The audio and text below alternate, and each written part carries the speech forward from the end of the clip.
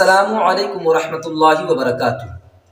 جن کو پیشاب کا قطرہ بار بار آتا ہو وہ نماز کیسے پڑھیں؟ یہ بہت زیادہ پیچیدہ مسئلہ ہے، چونکہ اس بیماری کے دور حاضر میں بہت زیادہ لوگ شکار ہو چکے ہیں، اور جن کو یہ بیماری ہو جاتی ہے وہ نماز بھی نہیں پڑھتے ہیں۔ اس کو بہت بڑا عذر بنا لیتے ہیں کہ ہمیں تو پیشاب کا قطرہ آتا ہے، ہم پاک ہی نہیں رہتے ہیں، تو نماز کیسے پڑھیں؟ میں ہمیشہ بار بار یہی کہتا ہوں کہ جہاں پہ مشکل مرحلہ ہوتا ہے وہاں پہ شریعت کا دوسرا آسان راستہ بھی ہوتا ہے۔ تو آپ جب ایسے مرحلوں میں پھنس جایا کریں، آپ اپنے عقیدے کے عالم سے ملا کریں، وہ آپ کو آسان راستہ بھی بتائیں گے۔ تو اب بات کرتے ہیں کہ جن کو پیشاب کا قطرہ آتا ہو وہ نماز کیسے پڑھیں۔ تو اس کی دو صورت ہے۔ نمبر ایک، اگر آپ نے وضو کیا، وضو کرنے کے بعد آپ نماز پڑھنے لگے اور نماز کے دوران پیشاب کا قطرہ آ گیا تو آپ کی نماز وہیں ٹوٹ گئی۔ اب آپ پھر سے جائیں اور اس جگہ کو اچھے طریقے سے دھلیں، یہ بیسٹ ہے۔ اس کے بعد میں آپ پھر وضو کر کے آئیں، نماز پڑھیں، لیکن آپ ناپاک نہیں ہوئے۔ یہ ایک صورت ہے۔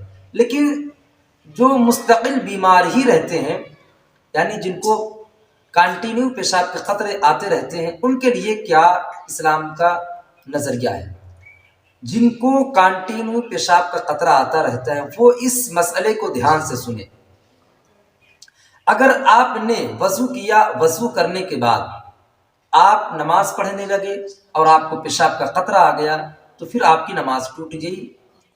آپ جائیں وضو کریں اور وضو کرنے کے بعد پھر آئیں آپ نماز پڑھیں۔ یعنی آپ اپنے آپ کو چیک کریں، اپنا امتحان لیں کہ جب آپ وضو کرتے ہیں اس کے بعد میں جب آپ نماز پڑھنے لگتے ہیں تو کیا بیچ میں پھر پیشاب کا قطرہ آتا ہے؟ اگر پھر بھی قطرہ آتا ہے تو ایک آدھ مرتبہ اور اپنا امتحان لیں۔